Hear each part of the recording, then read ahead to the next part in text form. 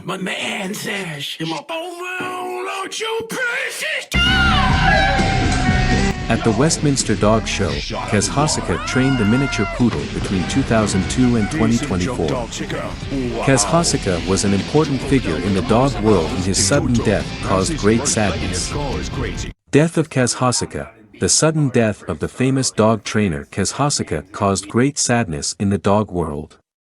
Hosaka, a two-time Best in Show winner at the Westminster Dog Show, was an important figure in the dog training and show world. He passed away suddenly in May 2024.